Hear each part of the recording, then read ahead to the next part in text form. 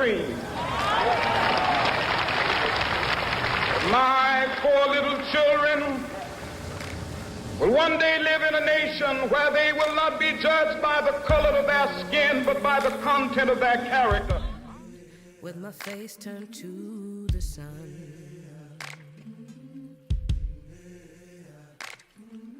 weight on my shoulders, a bullet in my gun. Oh, I got eyes in the back of my head, just in case I have to run.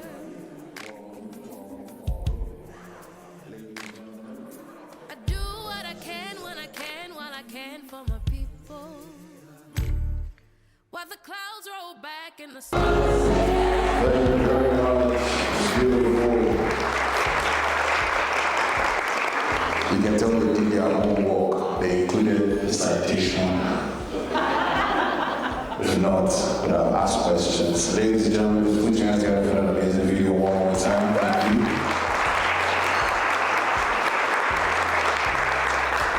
Welcome everybody. I go by the name MC Dre. I am your host and anchor for tonight's festivities. I want to thank everybody for coming out tonight to celebrate our Black communities. Tonight is a night about celebrating success, Black excellence on all our contributions to the various communities that we all recited. Tonight has been put together by BMI, which is also known as the Black Mentorship Inc. They put this event together tonight for you guys to come out and celebrate. So I want to thank everybody who's braved the weather. I know it's not easy to come outside and support. You know, watching this video, it's a very beautiful thing because, you know, it's a pleasure and a privilege to be in a country like Canada, you know. I'm from Nigeria, and I remember every time my folks back home will call me, I say, Dre, when are you coming home? I'm like, you guys don't get it. I am currently home. I believe Minister Ann and Minister Hussein, our Member of Provincial Parliament, MPP Mr. Crawford, we recognize your presence. We also want to recognize the presence of Mayor Robert Burton of Oakville. He's here tonight with us. Our councillors and a host of other dignitaries in the event tonight. We have a lot of important people here. We also have the police force here tonight. I've never felt safe. This is the first event that I have felt safe. But I can say anything and I'll get away with it. But don't say anything, someone's attack me, I'm going in there. All right, ladies and gentlemen, we're going to get this event on the road. And to kick things off, I would like to start off with the national anthem. Ladies and gentlemen, please give a warm welcome for Baba Williams, who's going to give us the national anthem. Please give him a warm welcome, ladies and gentlemen. Thank you.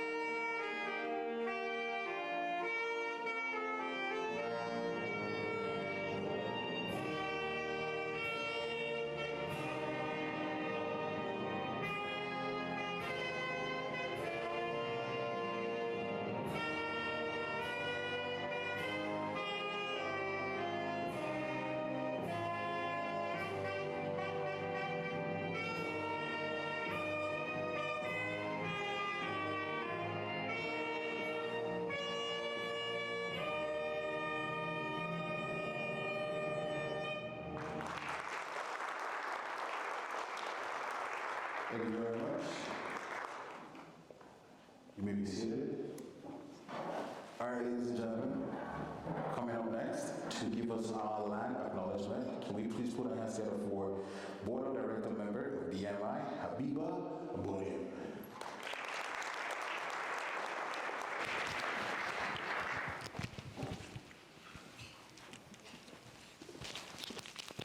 My name is Habiba Agbohin. We want to begin our program this evening by acknowledging the indigenous peoples of all the lands we are on today.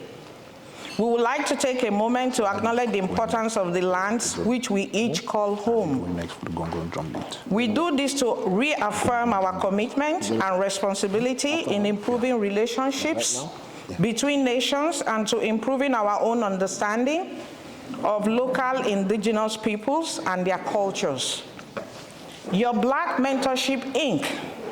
is situated upon the traditional territories of the Erie, Neutral, Huron-Wendat, the Mississaugas of the Credit First Nation, and the Haudenosaunee Six Nations.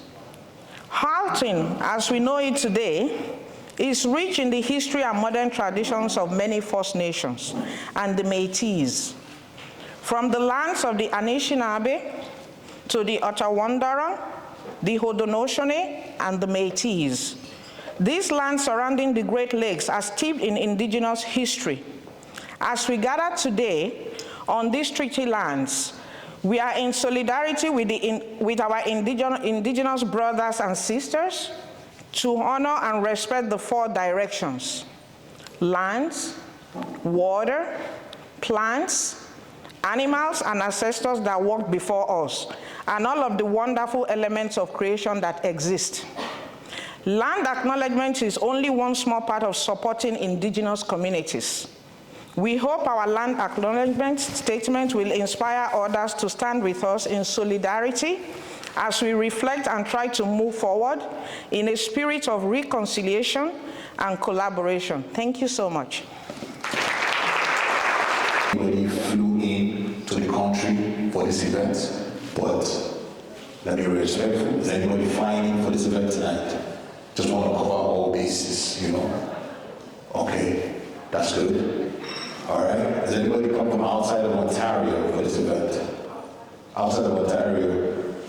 Auntie, do you know where you're coming from? Outside of Ontario? All right, cool. I want to make sure I cover my bases. All right, let's go to our local government areas. Is anybody coming from Hamilton tonight? Hamilton? Be proud. Yes. Let me hear you say yes. Yes. Hamilton is in the building. Thank you. Mississauga. Anybody from Mississauga tonight? We are living. I can tell you from Mississauga. Rent is cheap. Beautiful.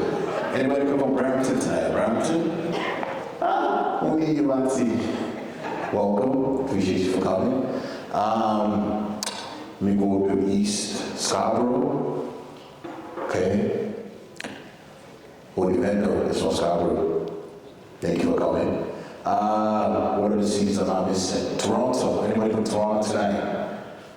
Toronto. No Vaughan, not North York.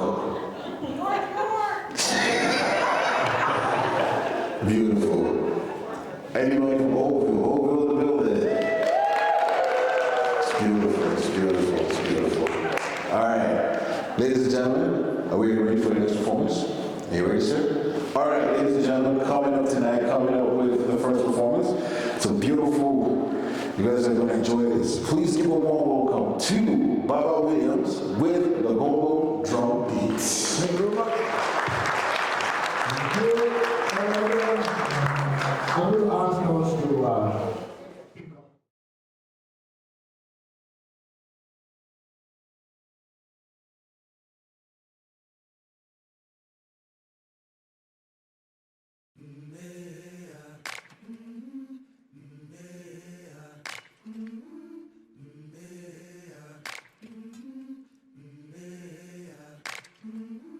I've been walking.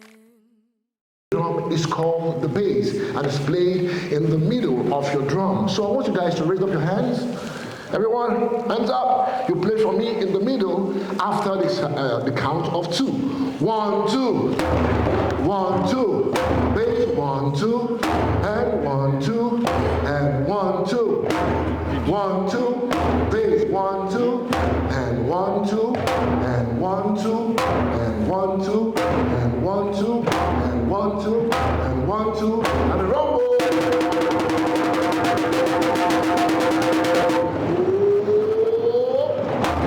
Next, you play for me what we call the tone. I'm going to put 2 hands up now. Your hands calm down slowly. Your right hand will be at 5 o'clock, your left at 7 o'clock. And we're going to go 5, 7, 5,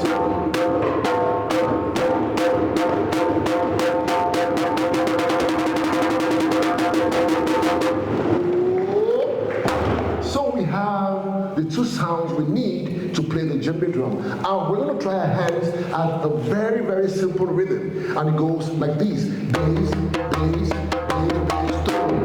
Bass, bass, bass, tone. Very good. See how easy it is? Bass, and tone. Bass, bass. And we're going to dance. We're going to dance. Bass, bass, bass, and tone.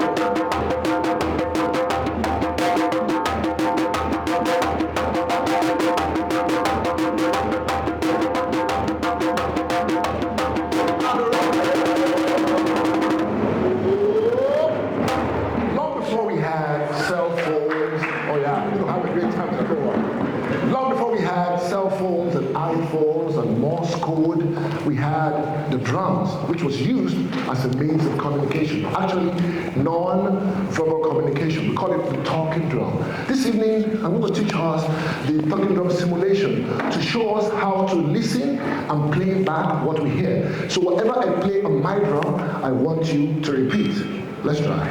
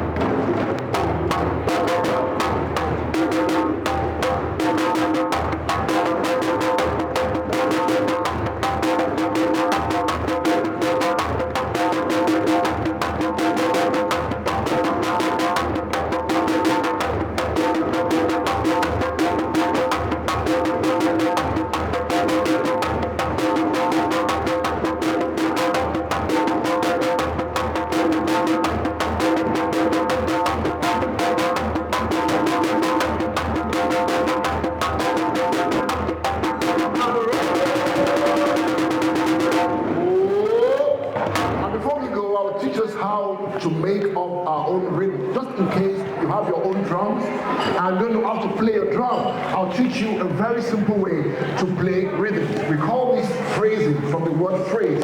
Now I'll give you a simple phrase like this.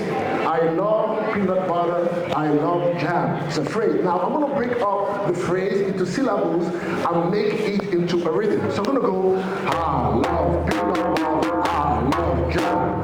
I love peanut butter. Let's go, let's go. I love peanut butter, I love jam. I love peanut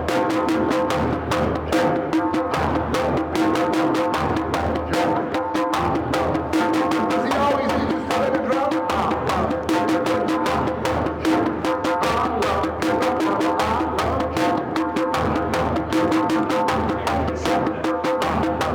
I love chicken, I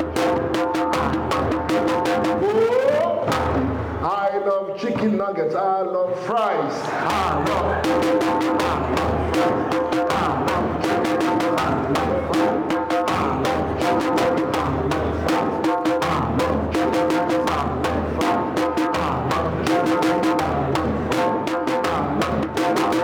I love fries.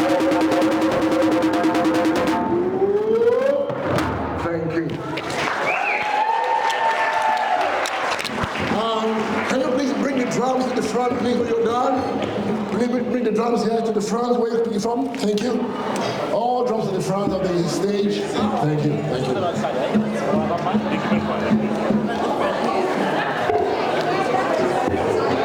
It's not every time you go to an event and you get to be your own musician and play for yourself.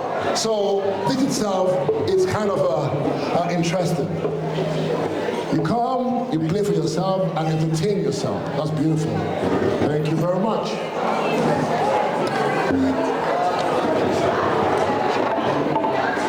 Thank you for bringing the drums back. Thanks a lot. Can we please give a warm welcome? Around the room and see the diversity in this place, I am confident that we are getting it right, both as a community and as a nation, fostering a social integration that will yield understanding, respect, and acceptance of all cultures.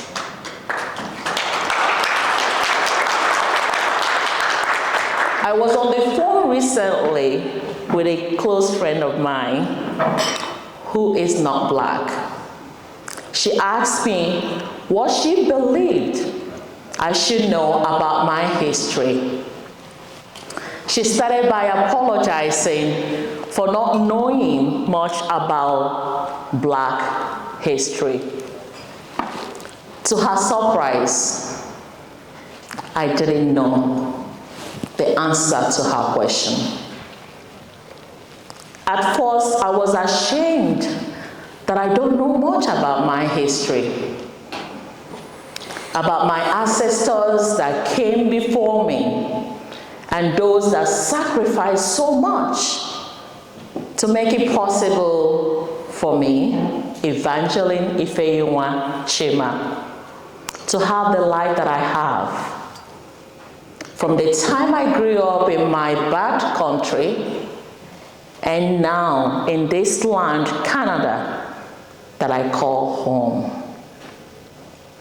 While thinking about my friend's questions, it occurred to me that our history has always been told when our ancestors arrived in the West, or when many of the countries on the African continent was colonized. This uncompleted history, told for centuries, is filled with stories of slavery, racism, discrimination, and the fight for equity. Why these stories are true, they are half the truth of who we are.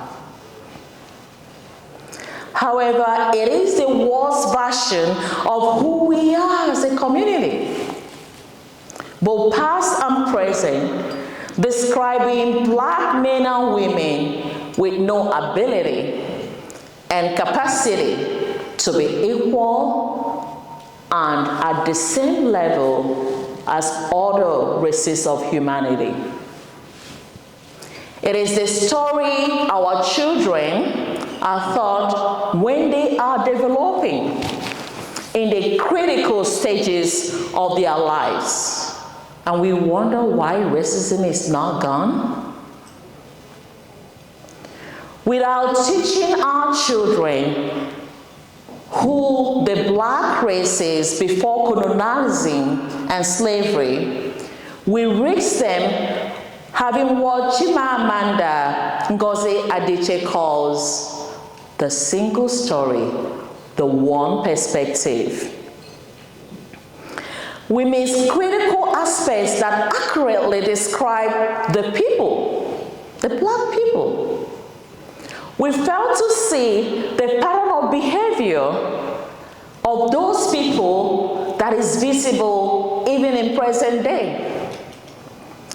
Thus, we deny them opportunities because we misunderstand who they are. And most importantly, what they are capable of. Because our history, both in the past and in the modern day, starts with slavery. It limits the ability to imagine what is possible for the black race. The history of the black people I have since discovered tells me that my ancestors were kings, queens, front runners, trailblazers, superiors, and of course leaders. Yet, we may never know this empowering aspect of the black race because the history taught in schools today to our children conveys weakness instead of resilience, laziness instead of bravery, loud instead of boldness, and the labeling go on and on and on. I was practicing my speech, as you all can imagine. I was trying to make sure that I say everything right, so I was loud. When my son interrupted me and said, "Mom, Black history is taught in school." Really? What were you taught, I asked. He said they were taught about slavery and what happened to the people of African descent, our ancestors. Then suddenly his face changed, as he remembered being the only black in his class when this part of history was taught, and how everybody looked at him in pity. If I remember correctly the story, I remember him also saying, afterwards they came to him asking, "Is this true?" Now imagine, I think it was perhaps grade 8. There's no way he knows. If we must teach history, then the history of all races must be provided in full, so that we build citizenship through understanding each other's strengths and uniqueness. As it stands now, the responsibility to document Black history in print and add it to the school curriculum, it falls in our hands. First, use your fingerprints to unlock them.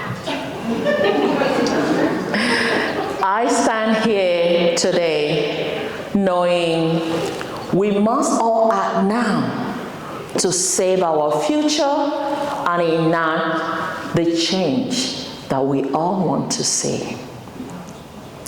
the likelihood that our children will have a positive experience in schools, businesses, community, the workforce is ours to create.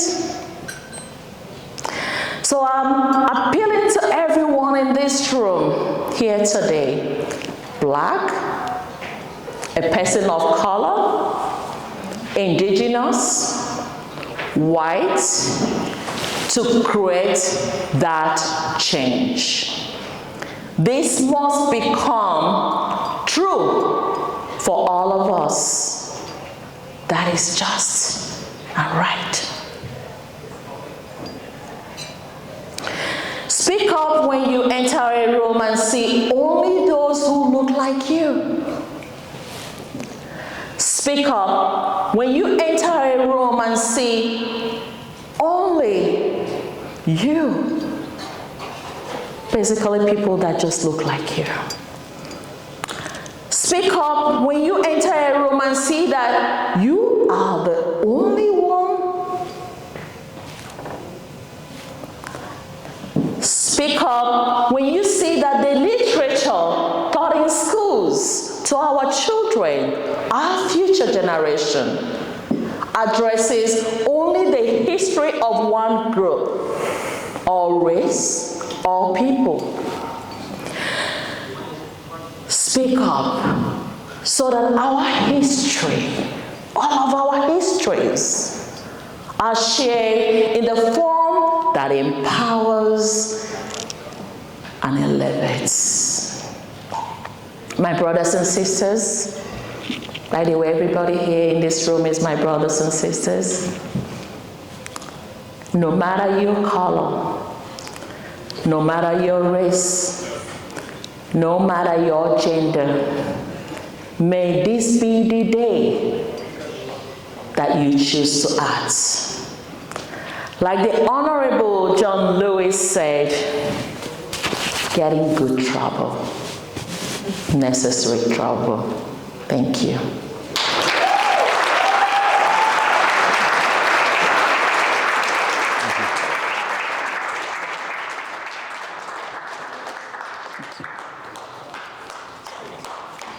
Ladies and gentlemen, please give a round of applause.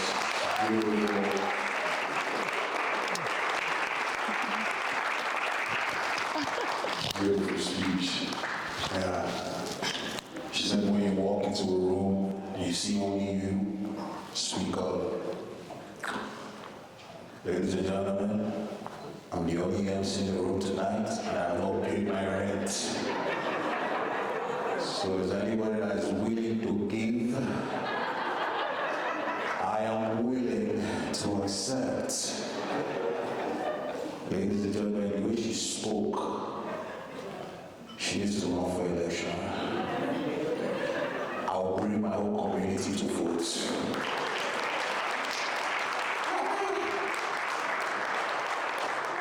If she speaks to her son like that every morning, her son is going to do great things. It's beautiful. All right, ladies and gentlemen, we're going to get to some other exciting speeches. I'm going to bring up the first dignitary we have in the building tonight. Ladies and gentlemen, coming up to speak right now is our Honorable Minister, Anita Anand, the Honorable Minister of National Defense of Canada and Member of Parliament for Oakville.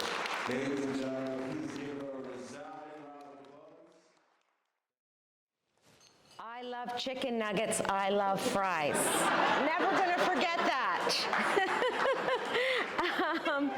Okay, well, good evening, everyone. I am so happy to be here with you this evening. Thank you, MC Drew, for the wonderful work you're doing to MC this event. And thank you to my good friend, Evangeline CHIMA, for inviting me to be here with you tonight and making sure that I was going to be here no matter what, balloons or what tanks, I was coming. So thank you. Thank you so much, Evangeline. I also want to thank my federal colleague and fellow Cabinet Minister Ahmed Hussein. Minister Hussein, you come to Oakville often, and I can't thank you enough for the work you're doing to champion diversity and inclusion here tonight, but at every other gala I see you at in Oakville, and I don't know if you're doing this for 161 other members of Parliament, but I thank you for coming here so often to Oakville. Thanks to Stephen Crawford also for joining us this evening. It's just great to have such a great working relationship with my provincial counterpart. And obviously, Councillor Lachina, thank you for the work you do in supporting our town, but also for the cause of democracy and sovereignty of Ukraine. It's been great to be a partner with you on that front also. And I'll just say, seeing this room tonight is incredible, and just building off of what Evangeline said, you know, when I go into a room, the first thing I do is I look at who's in the room, the faces in the room, and of course, is there diversity in the room? Does anyone look like me? Does everybody look the same? Like I'm evaluating all of that in every room I go into, and I think we all do that. And I think we do that as probably as minorities, but definitely as people who see it as important for our institutions to resemble, to reflect the diversity of the Canadian population writ large. And so I wanted to take a moment and thank you all for your leadership in whatever institution you're in, for the work you're doing to further diversity and inclusion in Oakville and in this country at large. I'd also like to take us back to a cold December day in 1995. And it was on that day that a historic motion was passed in the House of Commons to recognize February as Black History Month. And this motion, as most of you will know, was made by the Honourable Jean Augustine. She's a member of Parliament, she was the first Black cabinet minister, and she was the first Black woman elected to the Parliament of Canada. And this motion, her motion, paved the way for what is now nearly 30 years of federal recognition of this important occasion. And I wanted to be here tonight not just to honor Evangeline, but also to honor Jean Augustine and the work she's done federally to further the cause of Black History Month. Et chaque jour, dans le milieu universitaire, la santé, les sciences, les affaires, les sports, les arts, dans nos forces armées canadiennes, les Canadiens noirs en eux, et continuent d'avoir un impact important dans notre ville d'Oakville et partout dans notre pays aussi. Now, my father and my mother got married in Ireland in the late 50s, and they moved to Nigeria. And they lived in Ibadan for a long time, in Ibadan. And my big sister was born in Ibadan, and both parents practiced medicine there until one day they decided to come to Canada. And their story is probably like the story of many of you here, coming to Canada because this is a country that welcomes us, but a country that still requires us to fight every day for the principles that we hold dear, equality and non-discrimination. And once again, the portfolio of my colleague Ahmed Hussein is so important in terms of ensuring that diversity is a prominent principle of the Government of Canada. Now, when I first ran for elected office, many people told me that I would never get elected here in Oakville. They told me that a visible minority woman would never be able to get enough votes here in Oakville to win. And it was pretty depressing, you know, when you see a possibility, but then you have people who would be voting, perhaps, to tell you that you would not get elected. But I decided that if I didn't try then other people who came after us, like our children, in fact, wouldn't try either. And I thought it was important just to make an effort and we'd see what happened. And so I'm very grateful to the people of Oakville for proving those naysayers wrong. But by the same token, I worry about our youth. I worry about our youth, and in particular, others who want to seek opportunities to be elected into houses of parliament or the town council or to leadership positions in our hospitals, in our universities, in our colleges, in our public and private corporations. I worry because if people don't believe in diversity in leadership, then it's really hard to believe in yourself. And so what I would ask us all is, don't be a naysayer. Don't say you'll never get elected to somebody. Give that somebody hope that they might be able to be elected in this incredible democracy we call Canada. Let them see the possibility, because if they can make it, the children after them will make it.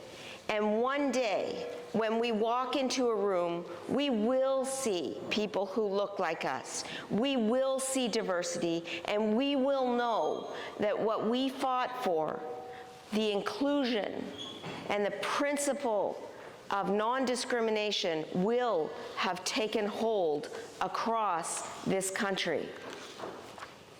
Now, I will like now just to turn for a moment and talk about my own portfolio, which is the Department of National Defense.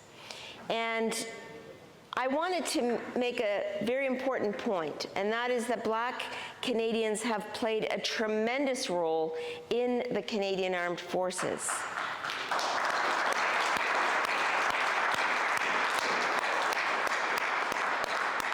And there is no clearer testament to that point than the resilience of the No. 2 Construction Battalion. And I'm sure that some of you at least have heard about the No. 2 Construction Battalion.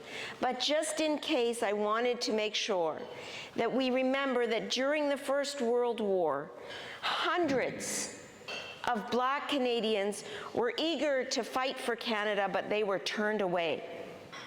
They were told that because you are Black, you can't fight for this country. They wanted to fight and they were turned away, which seems absolutely unbelievable and unacceptable. But what these resilient Black Canadians did is they mobilized support. And they formed their own battalion, known as the No. 2 Construction Battalion, our nation's only Black battalion. They were segregated. They were given non-combat roles. When others went into battlefield with rifles, the No. 2 Construction Battalion got pickaxes. But what they did, this 600 soldiers battalion strong, was invaluable to our war effort. They cut the lumber used in the roads, used in the railways, and used in the trenches. And last year, perhaps the highlight of my year, I offered an official apology to the members of the No. 2 Construction Battalion and their descendants and families. And this was an apology for the recognition, the dignity, and the hero's welcome that they were never given. And as we continue to battle systemic racism in all its forms, this meaningful story of resilience, determination, and strength from Canada's Black history will play a crucial role in ensuring that injustice like this never happens again. Discrimination is despicable anywhere and everywhere. I will say that what I've tried to do as minister is to ensure that we have the cultural change in the Canadian Armed Forces necessary to build an institution where everyone who puts on a uniform can do so with dignity and with the assurance that they will be respected and protected in the Canadian Armed Forces. And so in this Black History Month, let us celebrate the achievements of the past, but commit to creating a better future for all Black Canadians and Black members of the Canadian Armed Forces. I want to take this opportunity to thank Evangeline for her leadership in our community. Your tireless efforts, Evangeline, in promoting equality and justice have not gone unnoticed, and we are proud to have you as one of our own.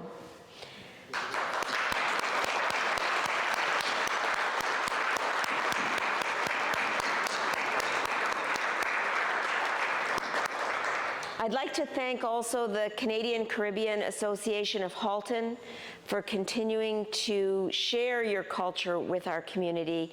At CCAH, Andrew Terrell and his team have done a fantastic, remarkable job of promoting the importance of diversity, inclusion, and embracing our differences. I look forward to every interaction with the CCAH and remember fondly our celebration for Emancipation Day on August 1st.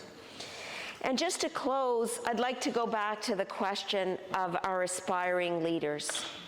I would like to ask us all to remember to be a positive force for those who wish to go on to leadership positions, to fuel the next generation, to lift people up, not to bring them down, but to make sure that one day leadership in our communities will reflect the demographics of the population of Canada, where we can truly say that our country is one of diversity and inclusion, and systemic racism lives no more. Thank you.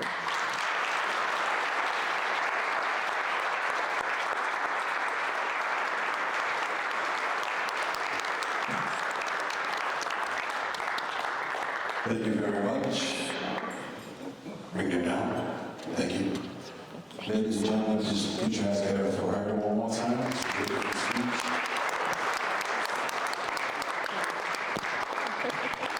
In case you're wondering, like she said, Honorable Anita is the Minister of Defense. In case you're wondering, she's in charge of the military troops. So you can tell that she has her family on a straight line. You know, you can imagine that her son decides to be stubborn on a given day. She just said, Junior, come. You want to be a tough cookie? Yes? Well, let me give you food for thought. I eat tough cookies and I eat bullets for breakfast. So think about it next time you want to get a tough cookie. Yeah. One other interesting fact is that she was in Ukraine recently. I saw it on Wikipedia. So Wikipedia is right. She was in Ukraine. She was being a leader. And that's what leaders do. They lead by example. You can't send troops there. You have to show, you have to be there. Well, I'd rather be the example than lead because I like a work from home option. I just got my G2, sorry, my permanent residency. Just got my permanent residency. Come for me now, it's not easy. Yeah, if you're wondering, it's like the G2 of citizenship. You know, it's like they give you citizenship, but they keep the passport. But now that I have you here, I just want to ask a question. If I get my citizenship, does that mean I can now go and fight? If you're a permanent resident, you can now enroll in the Canadian Armed Forces. I can enroll? Yes, you can. You can apply to be in the Canadian Armed Forces. So that's a new, we've had 5,000 applicants. 5,000? Since we made that announcement in November. Wow.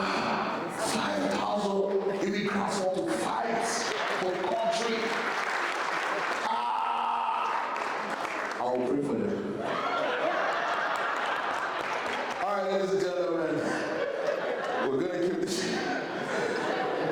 the show going. I'm going to bring on your next honorable speaker to meet me to make sure I bring this notes up so I make sure I get it right. Ladies and gentlemen, coming up next, please give a warm welcome to the Minister of Housing and Diversity and Inclusion and Member of Parliament for York South. Issues.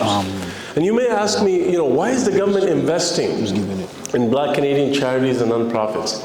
It's because, again, we're being led by the numbers. For every $100 that is donated to charities and nonprofits by Canadians, 0.4% of that money is donated to Black Canadian charities and nonprofits. So there's a differential, and which has to be addressed. Those gaps in housing, in home ownership, in unemployment, or employment in entrepreneurship, in access to jobs and professions, in access to capital. That is when you start to see the different themes and the different ways in which systemic barriers are preventing Canadians from not only succeeding, but actually creating prosperity for all of us. When a Black Canadian entrepreneur is unfairly denied access to capital, that is not just a loss for them and their family members. It's a loss for all of us, because we could benefit from those jobs, we could benefit from the prosperity and the economic revitalization that they would have in our communities. That's how we have to look at the cause of eliminating these barriers. It is not just a cause for Black Canadians. Of course, they're the ones who will guide us and give us the input necessary to deal with that, with the lived reality for far too many Black Canadians in Canada. But it should be all of us. We should make it our priority to make sure that when one of us is denied an opportunity because of their color or their physical abilities or whatever, that is an insult to all our values, and it holds us back as a society. Because when Black Canadians thrive, I can tell you, Canada thrives as well. Merci beaucoup tout le monde.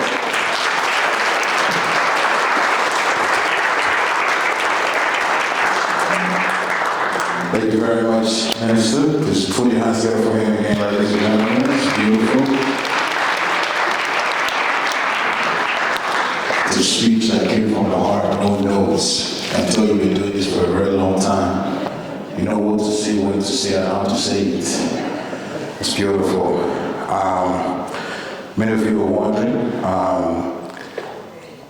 Minister Ahmed Hussein is also, the first Somali Canadian to be elected to the House of Commons, and the first to hold a federal cabinet position.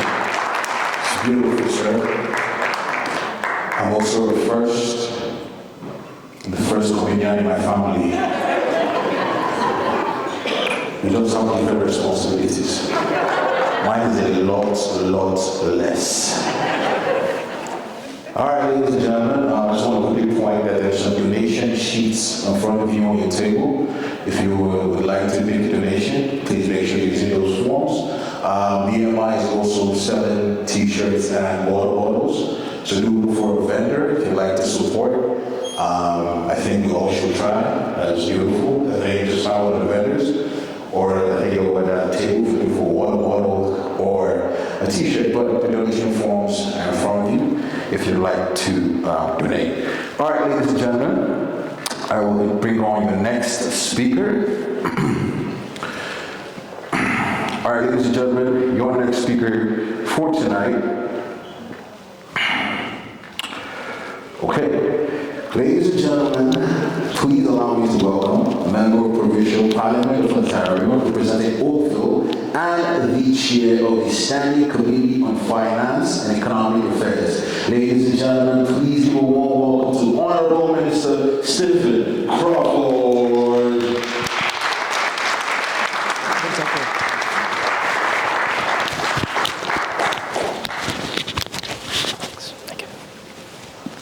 Don't be scared, it's all walk. Okay.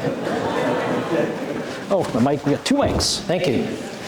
And what a great MC tonight. Can we have a round of applause for... Thank you. Great. And And like Minister Anand, whose parents lived in Nigeria, and you're from Nigeria, I have a Nigerian connection too. My in-laws actually lived in Nigeria for a few years before they ended up moving to Morocco and settling in Canada eventually. But anyway, pleasure to be here tonight. When Evangeline asked me to attend, I was thrilled that I was able to make it tonight.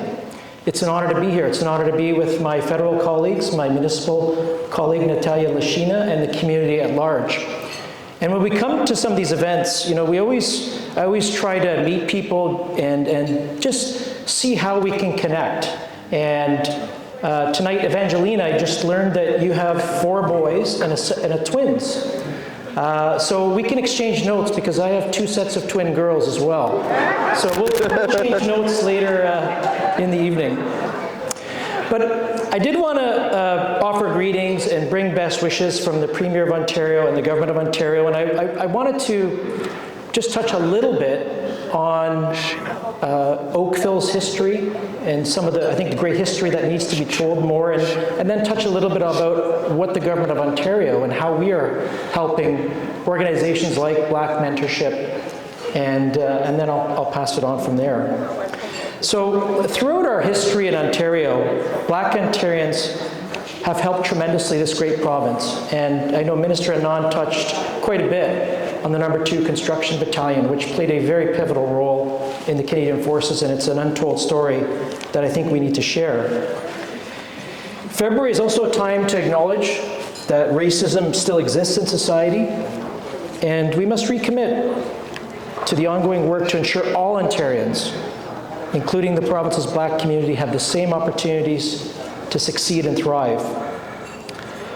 I'd like to talk now a little bit about Oakville's past, and some of you that are from Oakville may know some of the history, but some of you may not. And we have an incredibly rich history in Oakville, particularly as it pertains to the Black community.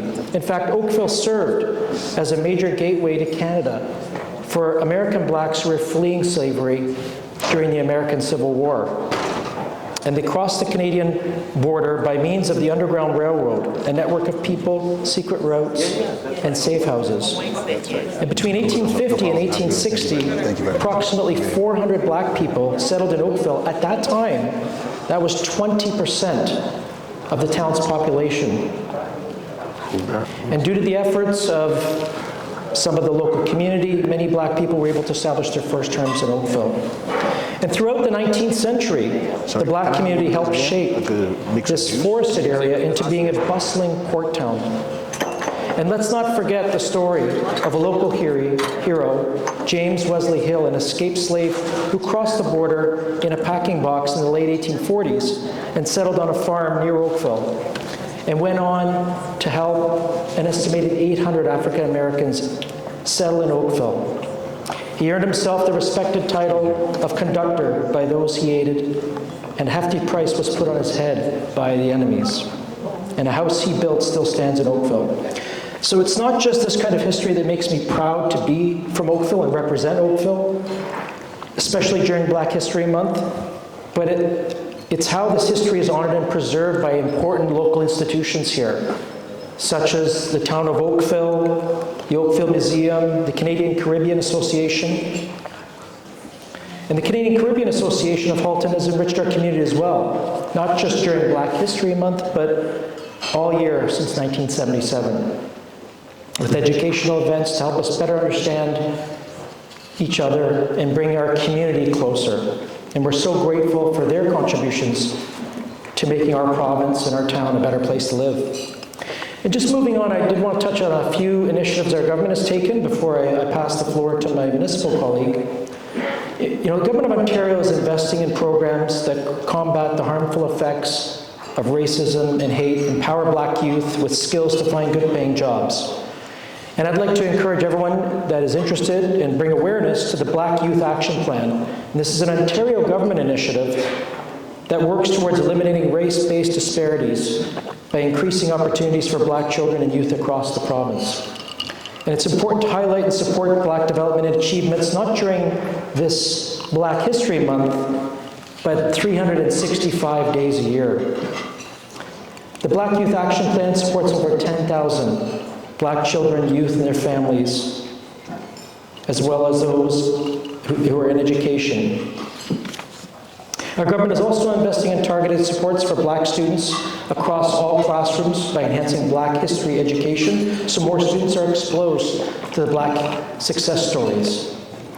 The video tonight was very inspiring and celebrating that incredible history and diversity of that history through Canada, through the lens of successful people, I think was particularly riveting tonight. And I think it's important we share that going forward.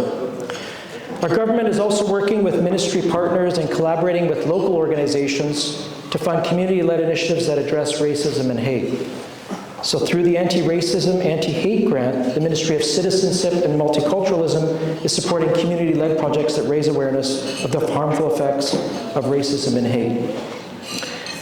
I encourage all of us to take time this month, but again, more importantly, 365 days a year, to reflect on the history and the contribution and the success that Black people have had in making our province and country a better place to live. So I'd like to thank you, EVANGELINE, CHIMA, the founder of Black Mentorship, and thank your team and organization for bringing Black youth and professionals together. The Black business community is strong and important to the growth and future of Ontario's economy, so much so that when you had that video, I saw Michael Lee Chin, who I know through the business world, and I can tell you, we were very formidable business competitors, but he's a great man. So I'd like to thank and wish everyone all the best this month and 365 days a year, and with you, wish you all success, peace, and prosperity. So have a wonderful evening. Thank you very much. Thank you. It's very clear there are a lot of Nigerian connections here tonight. They're all politicians. What's funny? They're doing a lot of work. That's beautiful. All right, ladies and gentlemen, we're going to keep the speeches going. Representing the mayor of Oakville tonight, ladies and gentlemen, he could not join us, but he's humbly and honorably presented. Can we please put our hands together for the acting mayor, Councilor Natalia Machina.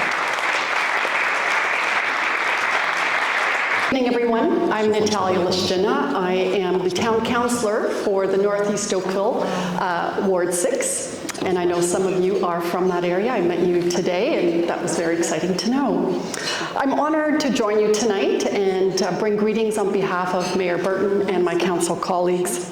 This past week, council with members of the Black community and others raised the flag at Town Hall to proclaim February as Black History Month in the town of Oakville. In recognition of this month, residents can take part in many festivities and events that honor the legacy of Black Canadians and in their communities.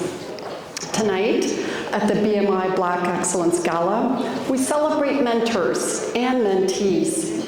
No doubt, all of you in this room have been one. Sometimes formally, but most likely informally. I want to recognize Black Mentorship Inc. founder and executive director, EVANGELINE CHIMA, for her tireless work to formalize these connections that make a significant impact on the lives of young Black Canadians. Maya Angelou famously said, "In order to be a mentor, an effective one must care." EVANGELINE cares. She deeply cares about young people, enough to start an organization with a vision that is dedicated to fostering professional growth and personal expansion of Black professionals through education, mentorship, and skill building. Thank you to all in our community who have taken up the challenge to be that role model. The biggest compliment a mentor can receive from the mentee is when they say they have taught me how to mentor others. The mentee becomes the mentor.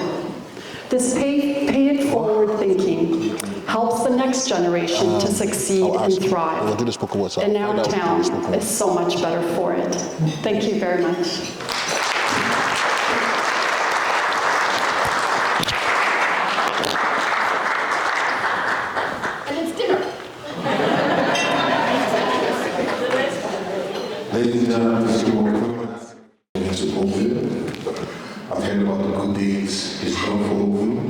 have a speech about how I can make Oakville better. I just need a free condo, no rent. If you can come through, I will change my name to Oakville Loves Rock. First name Oakville, last name Loves Rock. So let him know. All right, ladies and gentlemen, we've had some great speeches. Can we give it up for all our speakers tonight who delivered, spoken from the heart? It's beautiful. And now I would like to bring up a performer, ladies and gentlemen, to give us a great spoken word. Can we please give a round of applause for the gentleman, Dwayne Morgan. Ladies and gentlemen, Dwayne Morgan.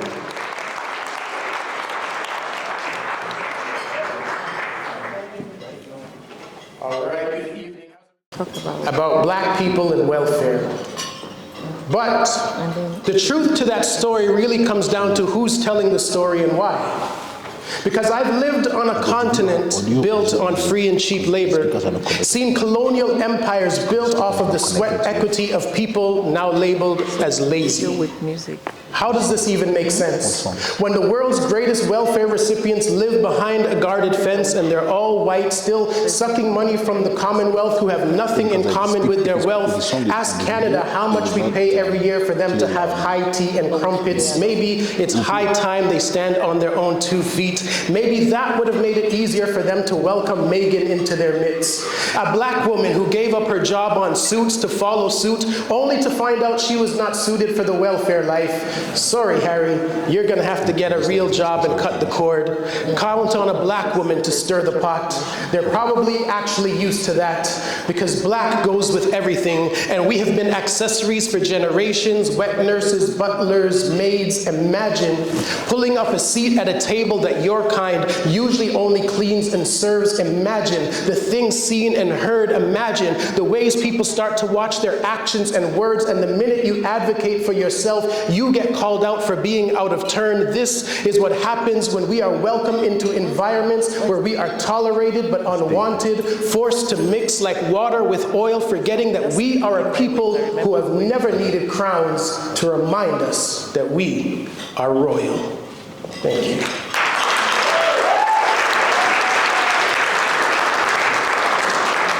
So that speaks to that whole idea that Evangeline was talking about of, you know, sometimes you go into a space and you might be the only one there, and how that feels and how you're treated in such a space. I'm going to tell you a story about my parents that some of you might be able to connect with, especially if you are immigrants. But my parents came to this country when they were 21 years old, and when they arrived in Canada, they had no idea that they were black. Get that set up like once. Their entire lives, they had been Jamaican.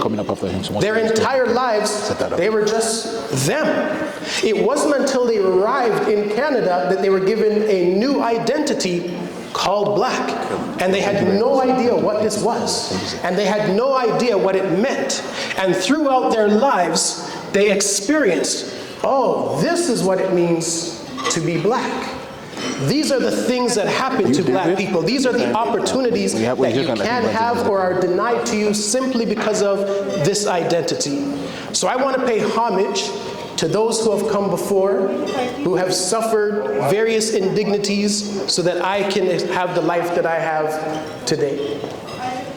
January 1974, two immigrants huddled, shielding themselves from the Canadian cold, rubbing their bodies together like sticks in the hands of Boy Scouts, trying to recreate the Jamaican heat they had known well but had left behind. Paradise was now just a memory, tucked into that space behind the eyes, replaced by a reality of snow as they skated on thin ice, as they tried to find this new life they had been promised and heard so much about. Nights of heat-seeking planted a bun in the oven. By the third trimester, an engagement ring came as they counted down to month number 9. Each October morning was greeted with a case of nerves as they anticipated whether or not this would be the day. 2 weeks came and passed. On a Monday, they congregated with potential grandparents to eat, talk, laugh, and give thanks to the Savior. Later that night, what might have been gas turned out to be labor. Relatively painless, 2 hours later, the two who had given up their son were given a new one. their first, born on a Tuesday. I was the immigrant's dream. My mom was a hot girl in the 70s, but having me made her lukewarm, and she stretched from a size 7 to a 14 to accommodate my potential. So I always try to live up to it. Humbled by the sacrifices made by 21-year-old kids, I am the immigrant's dream, cut from the same cloth, just another part of the quilt, so everything that I build is built on their backs. I take no steps forward without looking back. I keep my past in my present and my lineage in perspective so that regret will never be a part of our family's existence. No second guessing whether or not a better life ever existed. For as long as I continue bearing my soul through my creativity and my writing, there will be no need for them to yearn for the heat from the Jamaican sun, because I am their dream. And when they look at me, I want them to see that their sun is still shining.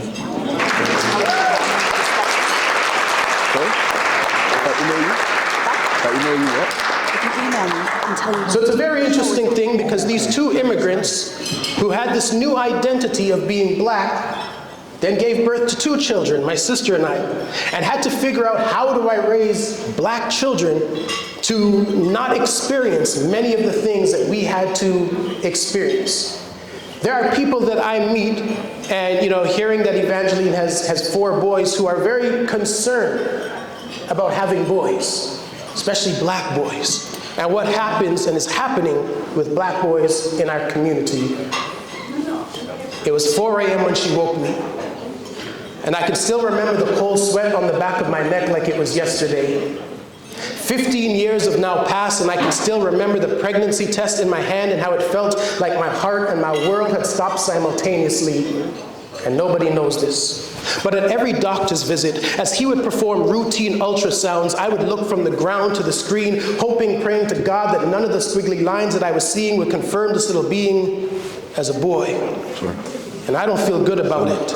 But I've lived a long time in skin despised simply for its hue, so every November I go populist, not out of disrespect. I'm just not a fan of Remembrance Day, remembering that there has never been a plane sent to save us. We are the displaced, our bodies and religion stolen. We were given a new prophet as they used us to make profits. Ask Nike what a black man is worth. For hundreds of years, we've been killed as a form of amusement, gunned down with no fear of repercussions. So don't blame me for not wanting to be burdened by the birth of a black boy born into a world built on his back, forcing me to teach him how to write and his rights, knowing that even my greatest efforts can't keep him alive when his skin is a threat. So yes, I stood there, staring blankly at a screen, hoping, praying to God that none of the squiggly lines that I was seeing would confirm this little being as a boy, maybe. Having a girl would increase my chances of not having a child who'd grow up to be a hashtag trending, because the killing of black men has been a trend since forever. So we write Black Lives Matter, not to try to inform others, but to try to convince ourselves in a world that is constantly showing us otherwise. And my heart can't help but break for those parents who have had their children snatched from their lives. It was an April afternoon when I found myself pacing around the delivery room, wondering if my prayers would be answered at 3:20. The most precious little girl was presented to me, and I cried uncontrollably for hours, knowing that I had just been blessed. Not because having a girl would make her worth more, but because we live in a world where black boys will always be worth less. So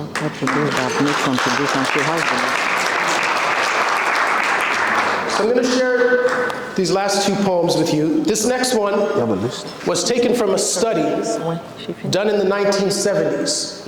And it looked at how early our attitudes towards race were developed, using children and adults. So the beginning of the poem is taken from that study, and then the rest of the poem is taken from my experience with my daughter. And then after, I'll explain why I chose to do this poem tonight, because it really speaks to some of the work that we still need to see happen. Michelle, age 4, white. Michelle, which doll is the pretty one? The white one. Raquel, age 4, white. Raquel, which doll is the mean one? The black one.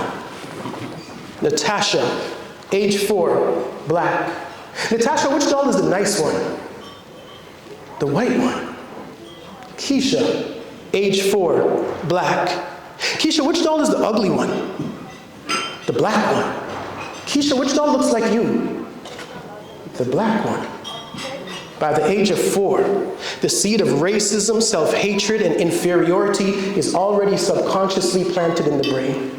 Like sugarcane, like cotton, like cash crops that will benefit those who grow it more than those who sow it and don't I know it. As the father of a daughter who struggles to see herself on store shelves, these are little black girl blues. You can find darker hued versions of white dolls that look nothing like you. Straight hair, straight nose, forcing parents to have to straighten things out, removing the kinks of self-doubt, becoming vigilant, parenting, becoming militant, but only if they get it. Only if they understand the damage being done and the need to protect her identity by any means necessary. Birthday invitations included the postscript, "Please no white dolls," which created their fair share of conversations. Protection seen as reverse hatred. The few dolls of a lighter hue that managed to sneak past our border walls soon found themselves missing like Native women in Canada. It is funny. This little thing called race, how it plays out from day to day and has us worshiping things that look nothing like us, where the dolls on store shelves are their version of Jesus, and these little things are always so much bigger, which is why she forgets cartoons but remembers every detail from Hidden Figures, and some will still see this as nothing. But I saw her desire to become a doctor after watching Doc McStuffins, because representation matters. It matters to see yourself reflected in the society in which you live, not as a cliche or stereotype, but just as normal and positive. And maybe this is too much to ask. When the fabric of our economic quilt seems to be anti-black, periodically I will ask, if you could, is there anything about yourself that you would change? At 15 years of age, her answer has remained the same. "No, I'm pretty awesome." "Yes, you are," I always reply. Fist of pride held high, beaming on the inside, emanating out proud that there's one less black girl who refuses to play and be shaped by society's dollhouse. Thank you.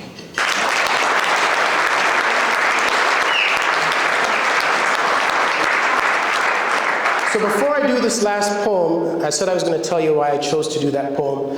Because we speak about all the equity and equality and all of these things, but if you go to Walmart, go to Toys R Us, and you go into the doll aisle, ask yourself, how many dolls do you see that look like this room? It is still extremely difficult to find a doll that looks like my daughter. It is difficult to find a South Asian doll, an indigenous doll, a doll with a hijab. And when young racialized children go into these aisles and they look and they don't see themselves, in that moment, they are being told that you don't matter. You have no value. Nobody wants you. And they look and they see who is on the shelf. And they say, oh, that's who's valuable. That's who I have to be like.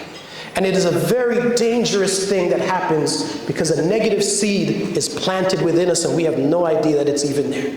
And every time we experience racism, microaggressions, every time we feel slighted, it just waters that seed a little bit more. So we still have a lot of work to do. So as we celebrate all the trailblazers, all the people who have come before, we have to walk out of this room and ask ourselves, what are we going to do to continue what has happened before us? So on your marks, get set, and so it begins. On the dark continent of enlightenment, the place from where all history comes, a people who are so ahead of their time, they were sending text messages when they only had drums. Out of the starting blocks, we were off to an early lead as world travelers and explorers, sharing our philosophies, creating universities and structures that would make the world stop and wonder before passing the baton on to the relay's next runner in the Caribbean Sea, who lost a bit of ground through the Middle Passage and slavery, but nobody said that the race would be easy. So for over 400 years, they continued to run, limping through the pain, knowing that cramps will come and it's going to hurt sometimes. But you've got to focus and keep going through the plantations, the lynchings, and the hate, even when the spectators in the stands call you other than your name, because it is not what we are called, but what we answer to that is important.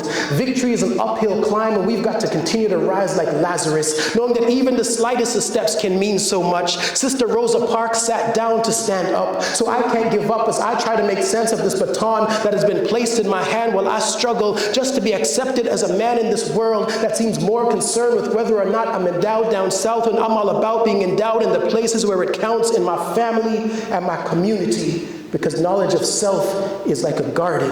If it is not cultivated, you cannot reap a harvest. Victory will come to those who choose to run the hardest, and it really doesn't matter if you know the secret, because not everyone will believe enough in themselves to do something with the information. No one was made to be a spectator in life. We are all the active participants in the race to fulfill our destiny. So when the baton comes, take it and run, because failure isn't a crime, but aiming too low is. Because if you reach for the top of a tree, you might never get off the ground. But if you shoot for the stars, you might at the very least get to the top of that tree, and I might not get to the finish line with you, but I will continue to strive to carve out my own space before passing this baton on to a new generation of runner, confident in victory, because success, it runs in my race. Thank you.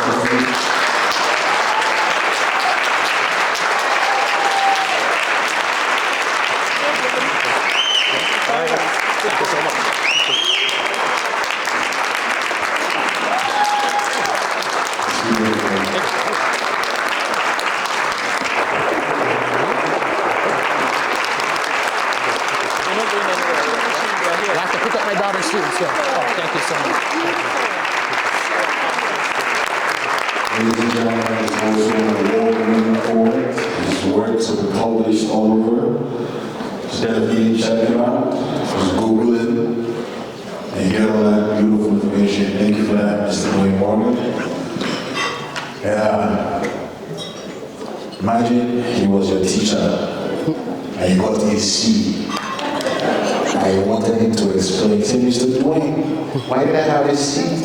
Well, you see, if you see what I see, when we see, among all the C's, you will understand why you got a C. You said it all. What you choose to do that's your problem.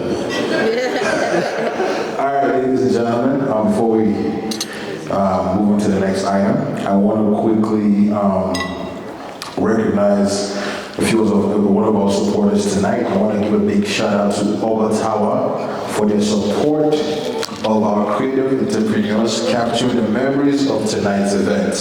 We also want to recognize the CEO and founder of Tower Inc., Khalida Bello. Where are you? Join us where you rise so we can recognize you. Khalida Bello, are you here with us? She's probably busy working. Ladies and gentlemen, please just give her a warm welcome. Please put your hands together for them. Thank you very much. In case you're wondering, we're being filmed tonight by Your TV. You're filming tonight's show, so if you're eating salad with your spoon, you're going to be on national television. Yes. Thank you for that.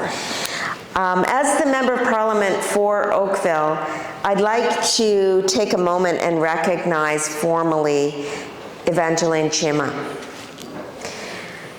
Evangeline, I'm so grateful for your efforts of Black Mentorship Inc. in preparing the next generation of Canadian Black leaders right here in Oakville. You are a true leader.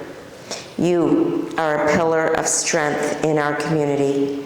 Your tireless efforts in promoting equality and justice have not gone unnoticed, and we are so grateful to have you as one of our own here in Oakville. Ladies and gentlemen, please join me in recognizing Evangeline CHIMA.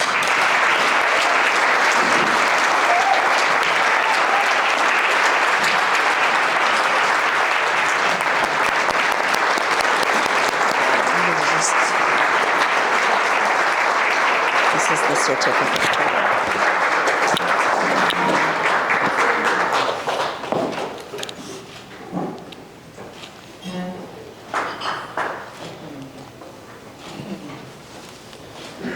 I think you should say a few words.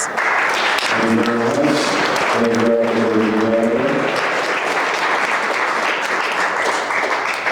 You can take your seats. Thank you. Thank you.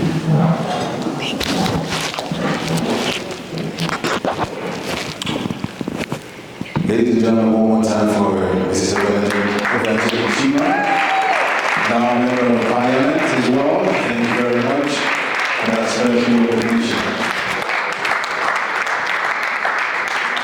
Aí, nós vamos para see your clock is 10 yards. Don't cry. Don't please.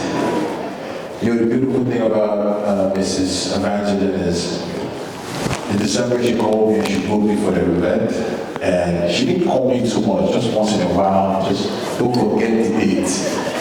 A week leading up to the event, she called me every day. She called me so much so that I was on the phone with my mom. And every time I tell my mom, this Mr. Evangeline is calling her, mom thought I was treating her for another woman. She did not know that this woman is the one that's owing my balance. So I said, no, mommy, it's my employer. You know, she wants to talk business with me.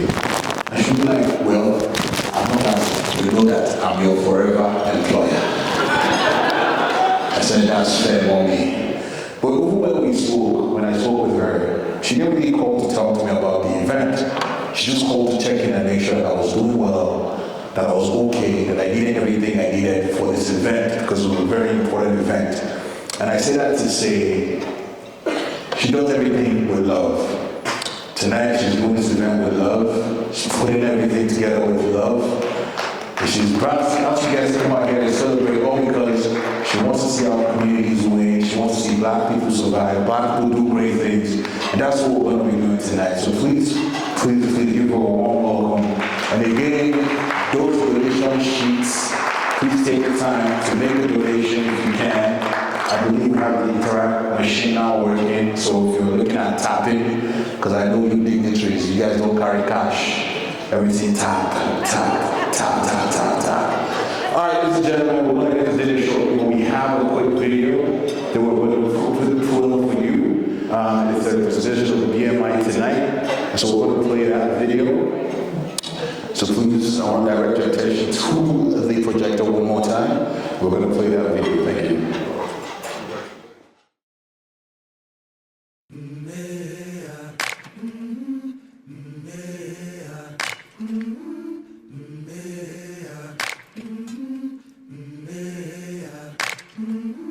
I've been walking with my face turned to the sun.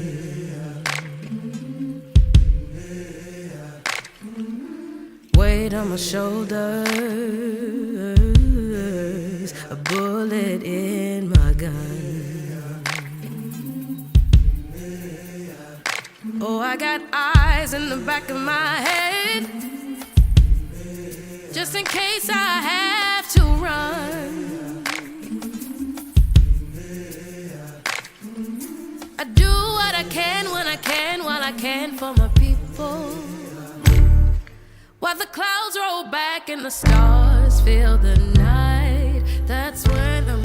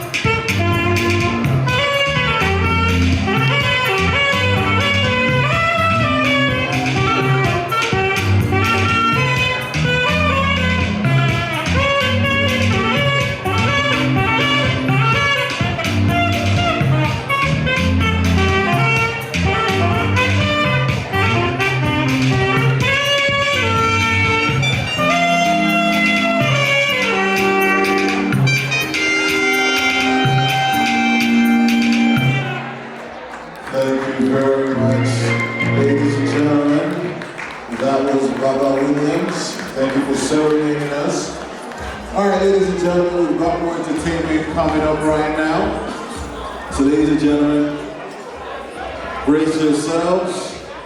Coming up right now, ladies and gentlemen, please give a warm welcome. Put your hands together for African Peach Entertainment. Who does?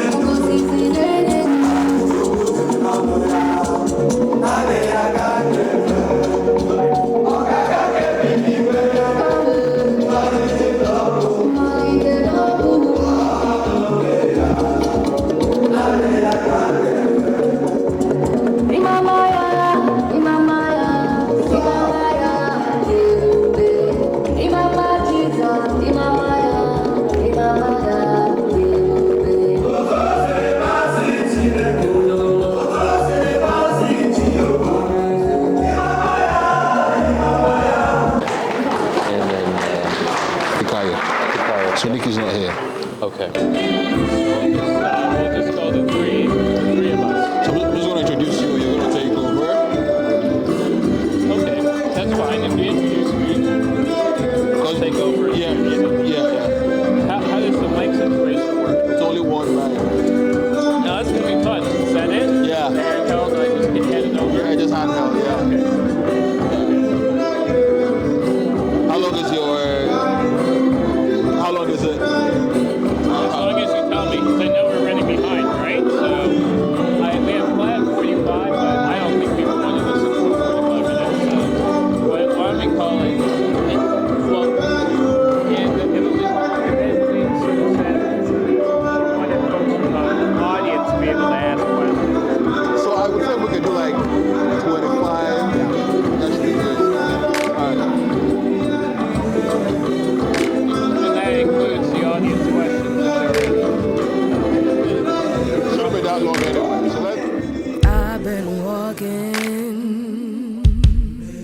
with my face turned to the sun.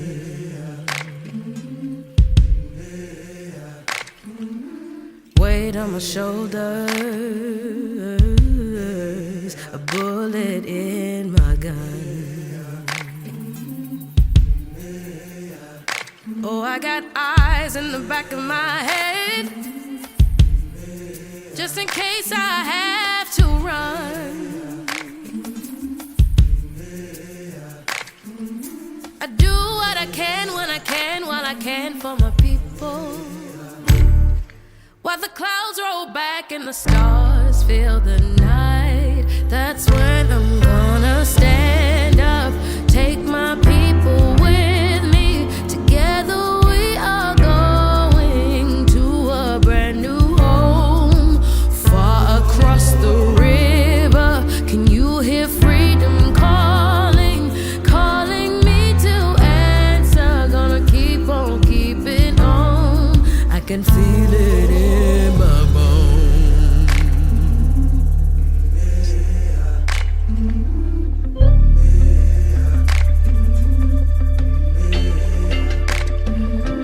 Early in the morning, before the sun begins to shine, we're gonna start moving towards that separating line. I'm wading through muddy waters. You know I got a made up mind, and I don't mind if I lose any blood on the way to salvation. And I'll fight with the strength that I got until I die. So I'm gonna stand up, take my people with me. Together we are going to a brand new home, far across the river. Can you hear freedom calling, calling me to answer? Gonna keep on keeping on.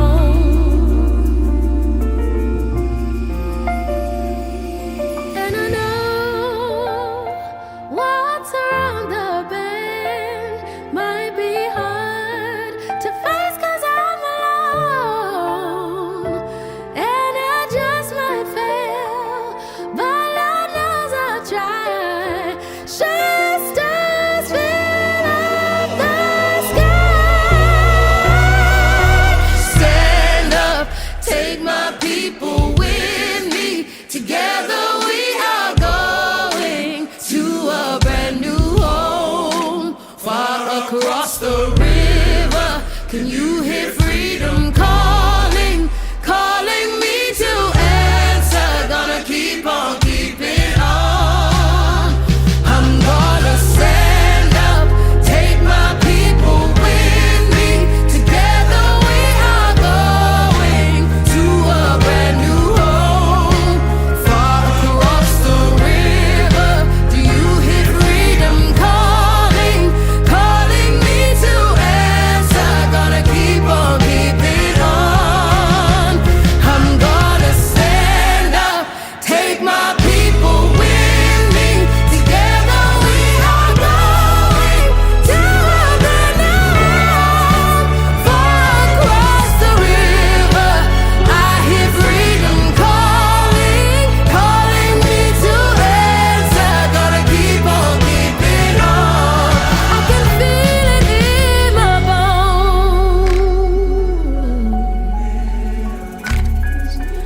I go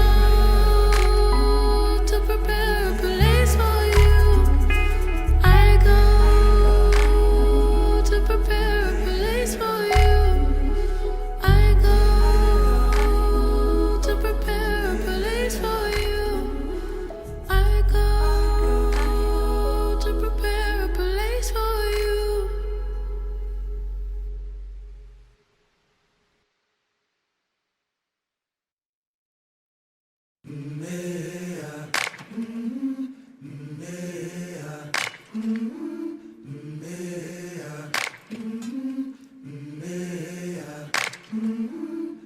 I've been walking with my face turned to the sun.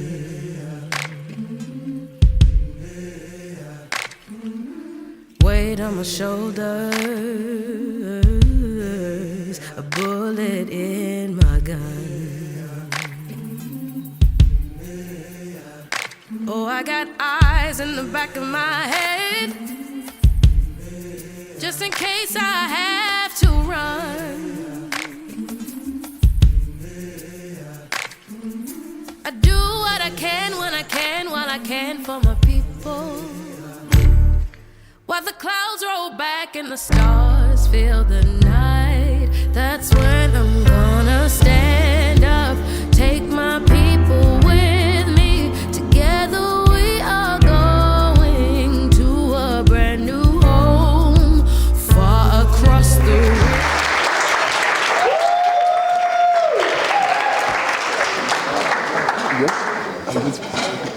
Excellent. So why don't I pass the mic over to Siobhan.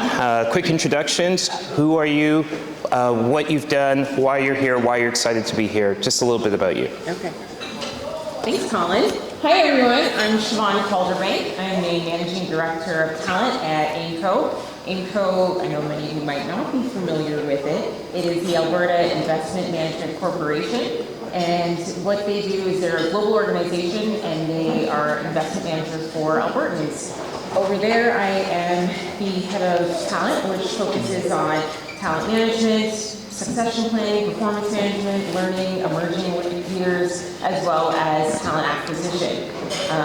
My role previously to that was the head of talent, senior director of talent management at LCBO.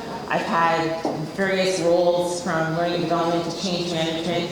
My expertise is actually in leadership development, change management, and DEI. And I'm very passionate about those three areas, as well as women empowerment. One of the women of inspiration for diversity and inclusiveness. I'm also one of the top 100 accomplished Black Canadian women in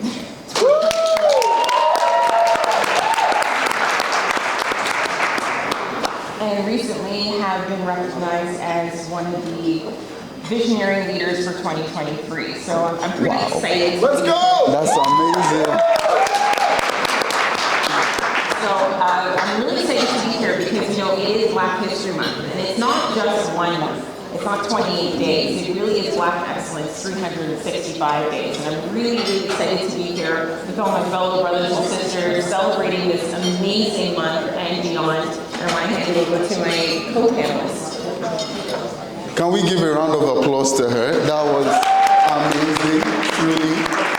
I'm super honored to be here. My name is Fikayo Aderoju. I am the founder and executive director of Project Impacting Lives. And what we do at Project Impacting Lives is we distribute care packages to people facing homelessness in Toronto and in Hamilton. And in the care packages, we have like emergency blankets, warm socks, warm gloves, toothpaste, toothbrushes.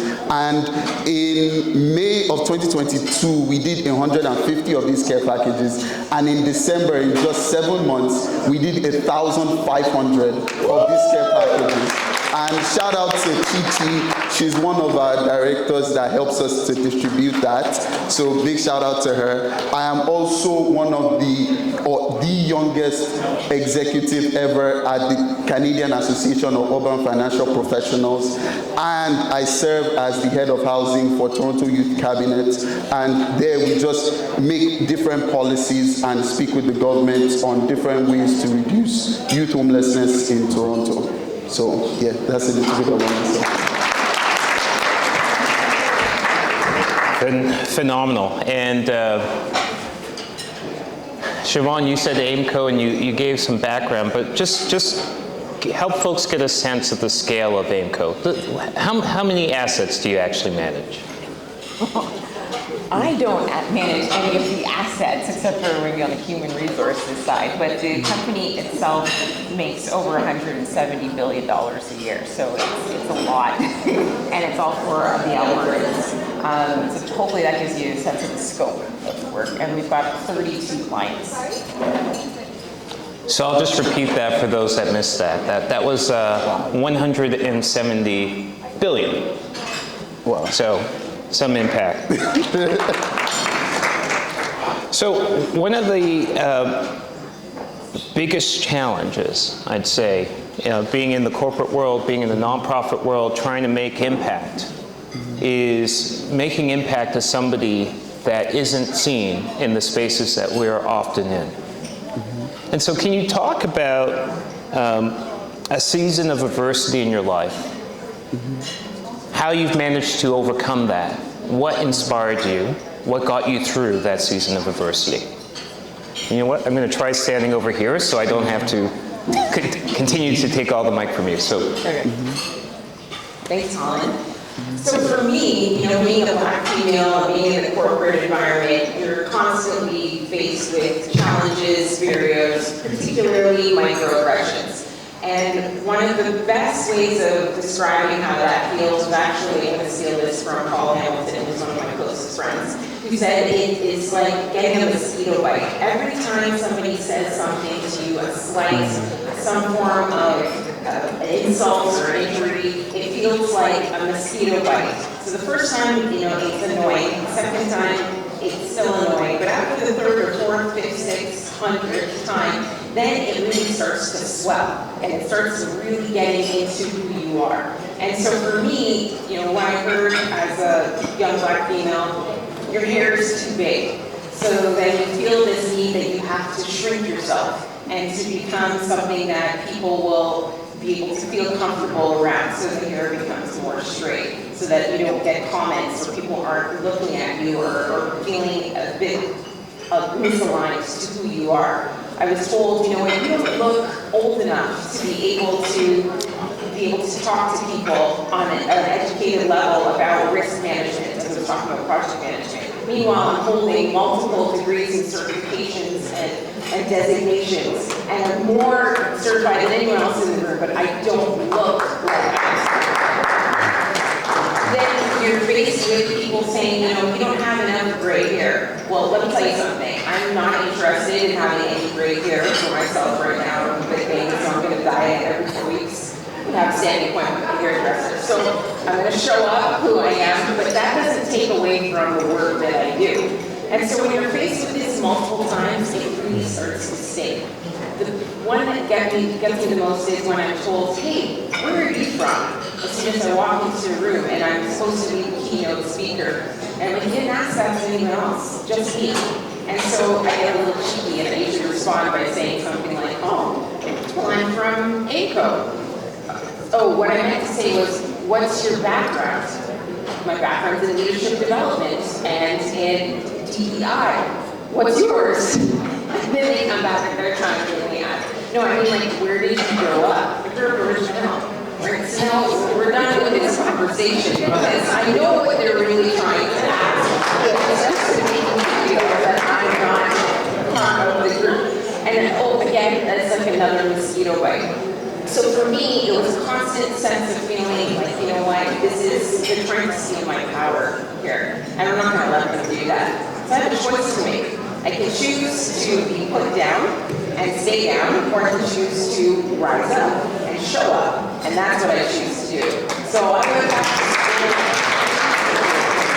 I got my master's in leadership development. I did that with a baby who was only 1 year old and was studying. And after I got my master's, I went on to become a director. And I saw other females who looked just like me, who were looking for somebody who could help them. And so where I got my power back was to help them by mentoring and be able to provide them with that guidance and the career and the confidence for them to show them, what someone believes in you. Someone sees you. I see you. And I know that you can do great things. And I think that's the best way of empowering young women, young men to really know who their true selves are and to lead their authentic lives. Thank you. Yeah. Thank you for being so candid and for sharing.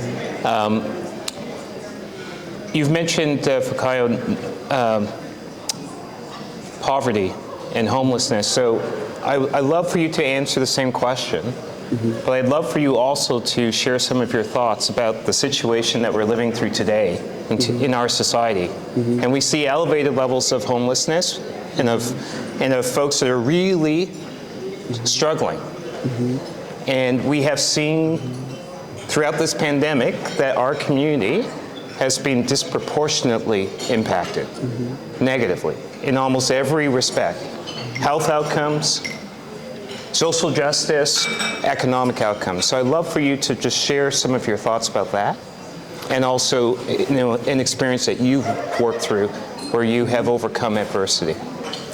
So I'll start off by saying, 3 years ago, I used to sleep on my friend's couch, right?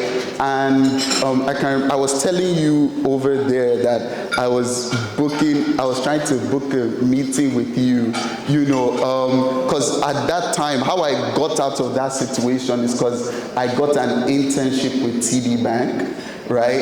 And then I would look up to like people like yourself, right? People like Paul, right? And that helped me mentally, right? That helped me to see Black people, right, in leadership positions, right, that inspire you, right? That helped me to see that, okay, you can actually make it out of there, right? That helped me to see that, okay, even though you're going through a difficult situation, that's not the end all, right? Like, you wouldn't die here. Like, this is not the end of it. Another thing that I've really seen is that there's a difference between visible homelessness and invisible homelessness. So visible homelessness is when the people you see on the streets, right? Like the people that are sleeping on the street. But invisible homelessness, you actually never know that these people are going through that, right? Like they're bouncing around couches, they're sleeping here, they're sleeping there, right? And there are housing programs, right, that address that.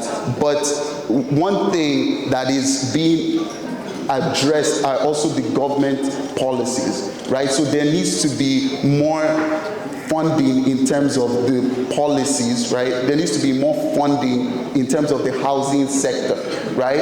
Another thing that needs to happen is that people going through homelessness also need jobs, right? So, and the thing is, if you want to get a job, if you're filling out a job application, you need to put an address, right? So if you don't have a job, or if you don't have a house, it's very hard for you to get a job. So these are some of the issues. And the truth is that it is systemic, but we are working towards it, right?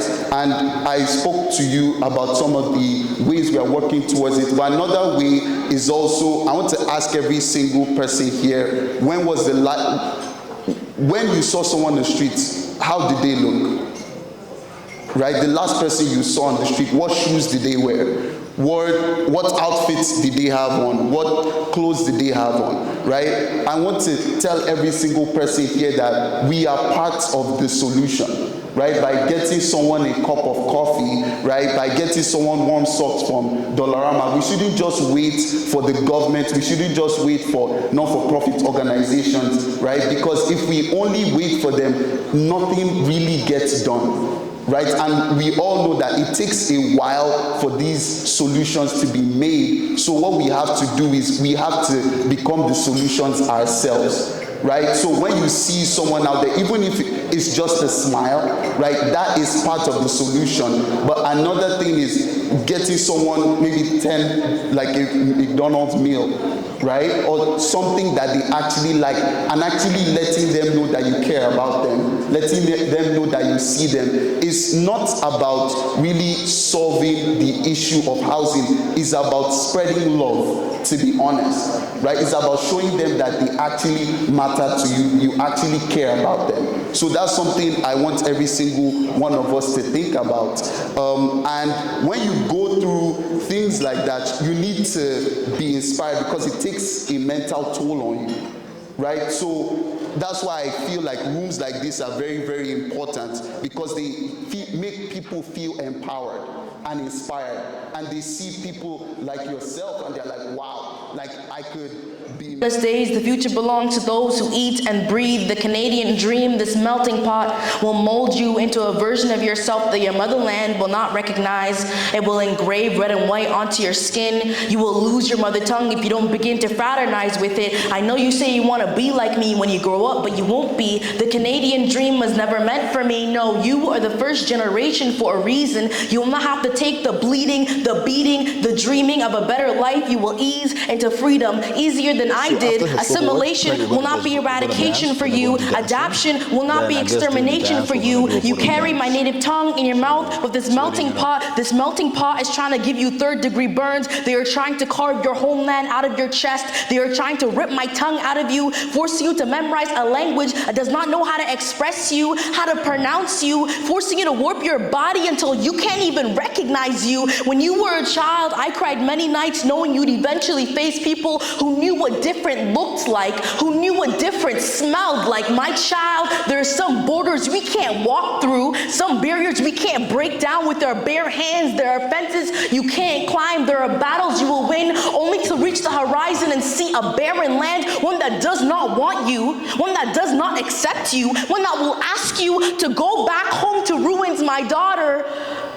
Don't waste time trying to explain something to someone who isn't interested in understanding it. It will leave you tired. We cannot rest here, my daughter. Don't lose your peace trying to find your place in this world. It will leave you tired. We can never, ever rest here. Thank you.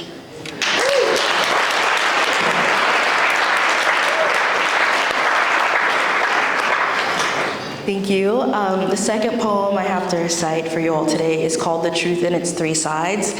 And it relates a lot to what Miss Evangeline said in her speech in the very beginning about how what we're taught is only half of the truth about who we are, and there's so much more that we don't learn about who we are.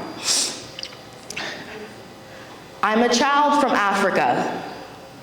I was 5 when I left Nigeria, meaning my tongue was stamped with the colors green and white.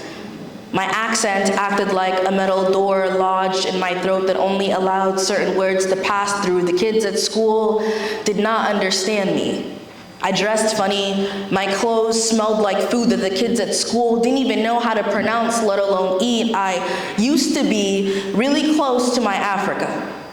Some of you now know just enough about me to assume that this country is the axis the sun revolves around. You will know just enough about Africa to assume I should be grateful to be here. I was a child from Africa, meaning I have seen savanna, I've seen all the beauty of a rainforest under the balls of my feet, I've seen a waterfall. I was 5 when I left Nigeria, meaning I grew up in the only place my melanin ripens all year round. I was 5 when I left Nigeria, meaning I was never a child from your Africa. I mean my Africa. I mean the Africa. The truth often has 3 sides. The truth is, when I look at your Africa, I see bones protruding out of skin, flesh barely hanging on, teeth chattering, dirt-stained cheeks. Your photos reek of blame and sickness, and the scent of a third-world country can be smelt from half a world away. I am a child from Africa, meaning I am a survivor of hunger, right?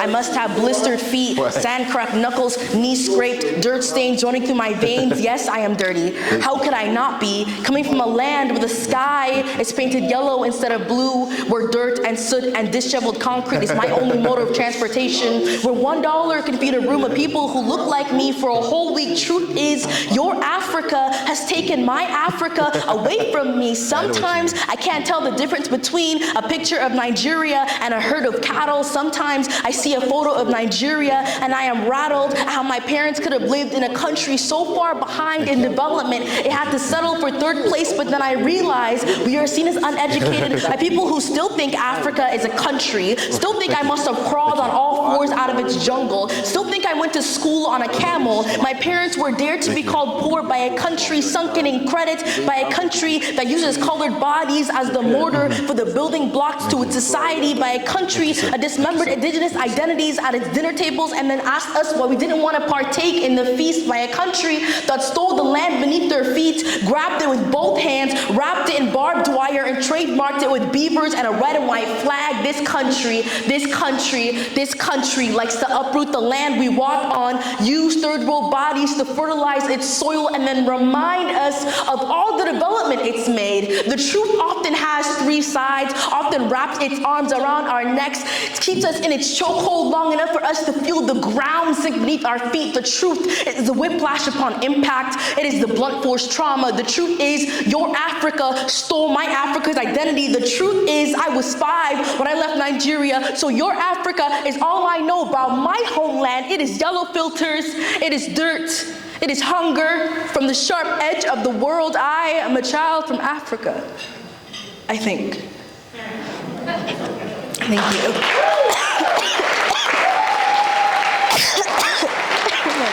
Thank you so much. I need some water. Thank you.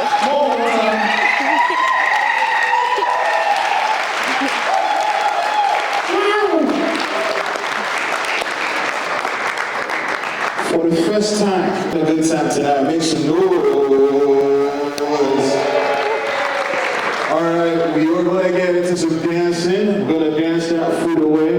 And so this is how I want to start this. I want you to turn to the person to your right and say, neighbor.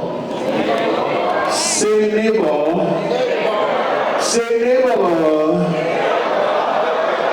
You ate jollof. Then talk to your other neighbor and say, neighbor. Say, neighbor. Say, neighbor. We're going to dance the jollof away. All right, ladies and gentlemen, we've got DJ Zoe. I want to ask you to join us on the dance floor. I know we're looking cute, but we're going to dance a little bit, have some fun a little bit. So please join us on the dance floor to celebrate tonight's festivities, which has been a successful gala. DJ Zoe, take it away. My name is ladies and gentlemen, join us on the dance floor. We're going to dance a bit. I want to thank everybody. I want to see you on the dance floor with us right now.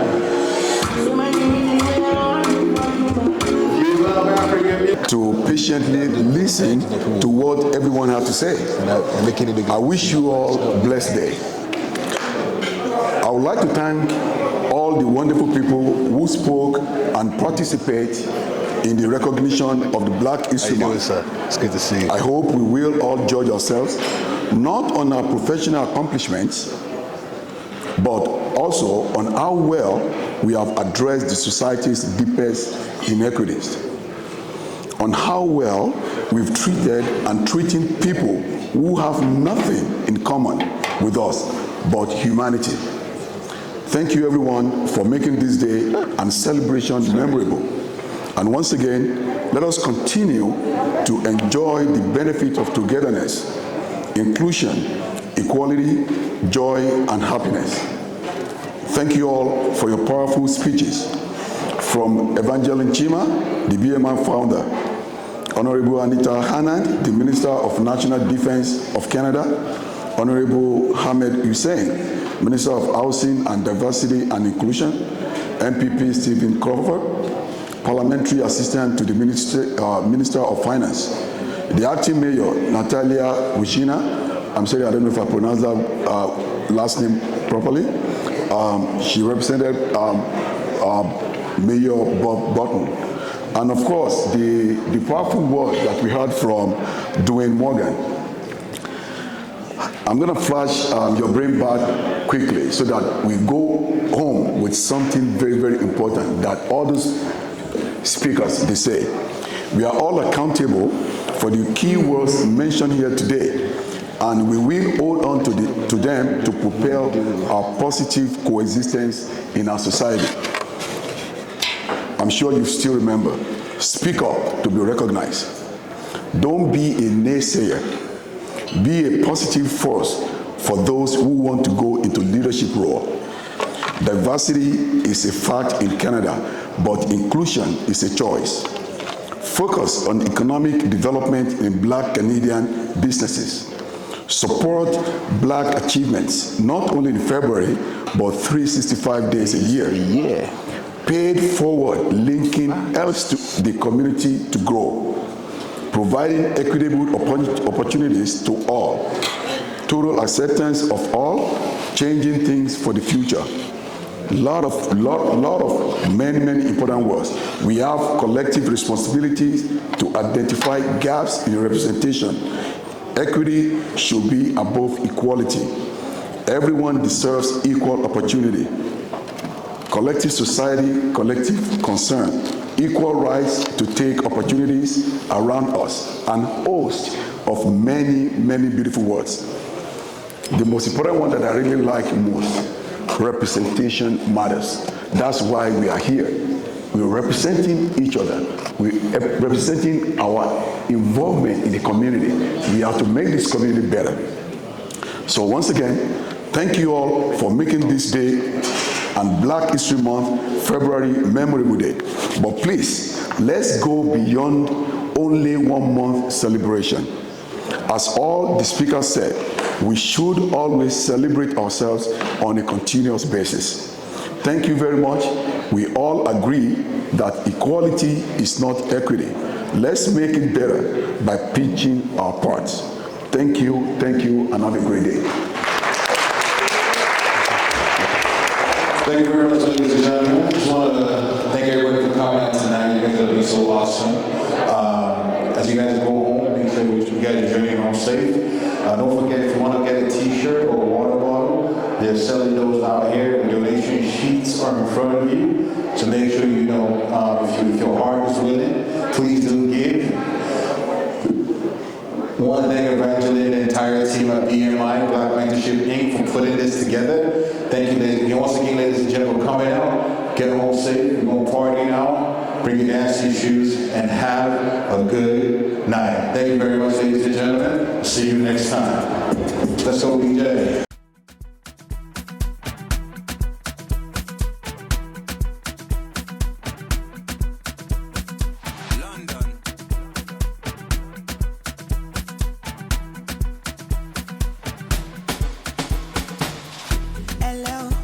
Everybody for you. I did your shake belly. What is up on tell belly? Deliver like I get belly. Them say I did go sell. Them say I did go sell. Best to Fortuna. I go make you Joe Dada. Say you get the power. Sweetie passy amala ketu. Shinji kagawa. Jesu Christi lobawa. Got them falling yakata. You know I see sabi girl they do.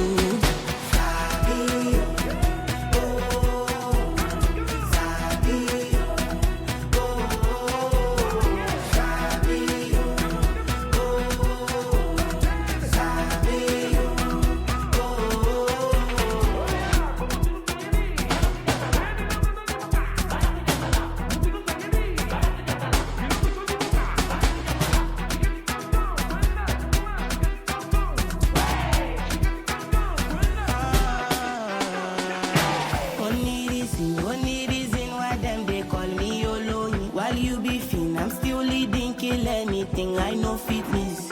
You know go fit in my shoes. High fashion, Jimmy choose. Wanna sip some gin and juice from all.